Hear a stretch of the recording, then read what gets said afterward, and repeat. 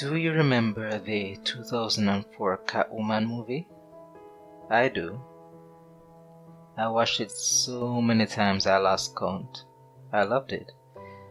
The Egyptian references, as you can see from my logo, I love Egyptian mythology. I did then, I've loved it as far back as I can remember, and I still do. Yu-Gi-Oh!, The Mummy, The Kane Chronicles by Rick Riordan, I just devour that sort of thing. I love that it's a fresh take on the Catwoman lore, a new character, not just a race-bent Catwoman. I love that it had a black lead actress.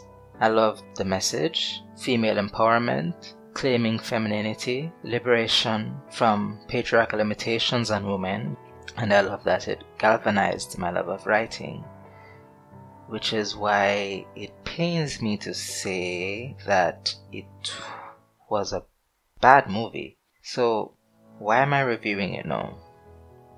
I believe that myself as a writer and other creators and other artists can learn from these mistakes. For those who have never watched the movie, and for those who haven't watched it in a while, I'm going to summarize it, and then I'm going to explain why it failed at storytelling. So, what's your name? Patience Phillips. She's shy, she has no self-confidence. She is a visual artist and works in the art department of a giant cosmetics company. Her boss is an egomaniac and a bully named George Hedare. Still, Patience has a good heart. Come down here. What, are you stuck? You're gonna make me come out there. And by nearly dying, she ends up being rescued by the handsome detective Tom Lone, and of course immediately becomes smitten with him and him with her. And then tragedy strikes. You see, George Hedare, the bully that he is, called her into his office and... I mean, look at this red. It's all wrong. I wanted it dark. I know, I can fix it. I do not reward incompetence. But his wife, Laurel Hedare... Oh, for God's sake, George. Let her fix it. She's good and you know it. Whatever. By tomorrow night.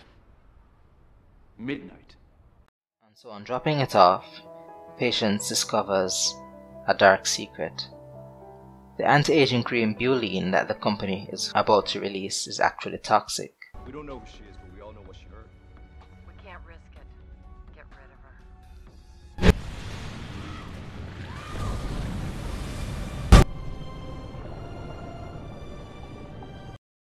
And very soon after that she is resurrected through the power of the Egyptian goddess Bast. And so Patience becomes a Catwoman, supernaturally given feline speed, strength, and reflexes.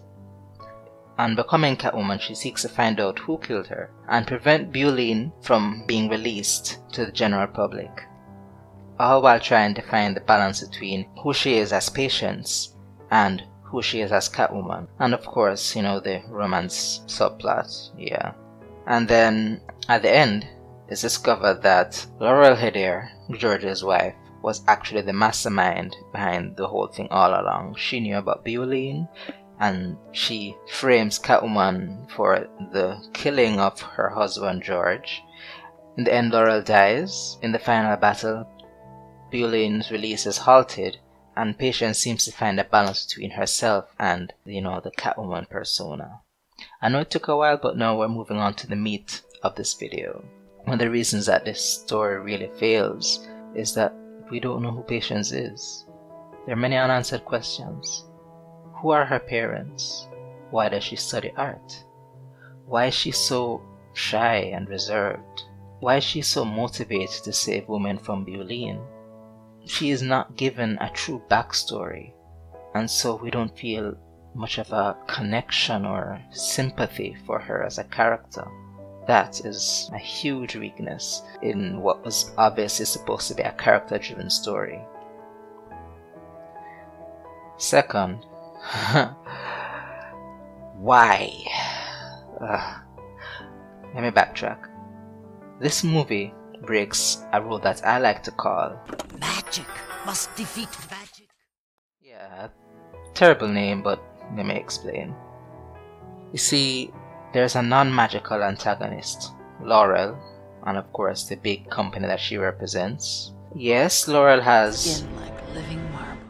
because of Bulene, which she is addicted to, but that would make her more of a sci-fi kind of villain, not really a fantasy kind of villain. The thing about introducing magical systems and magical lores to a story is that it has to be worth it. There has to be a trade-off. For example, in Avatar: The Last Airbender, we learn about the 4 elements, the philosophy behind each of them, and all of that. If the final villain had just been a normal guy that could have been easily defeated by, I don't know, being shoved off shoved off a cliff or something, then there's no benefit, no trade-off. Aang could have just been a normal monk without any magical powers, without any bending, and the story would have been fine, just the way it is. I think Catwoman would have been a more compelling story if it had just been about an ordinary woman using her wits and perhaps her martial arts skills and developing the confidence to topple the cosmetics empire. Or if you want to keep the magic system, why not have the cosmetics empire be given the power, the authority, the riches by some other god, maybe from some other pantheon, and maybe the final bad guy be just as magically endowed as Catwoman is. And so the final fight is worth it, it makes sense. And finally, the big reveal is not really a reveal. It's set up as a bait and switch. Patience believes that George is the big bad of the story, but we know because of this scene that Laurel Hader is the one who had her killed. Laurel knows about Bulene, Laurel has Patience killed, so it's really ineffective dramatic irony. So in conclusion, I would just like to say that Catwoman could have been good. It has passable world building, but very poor execution.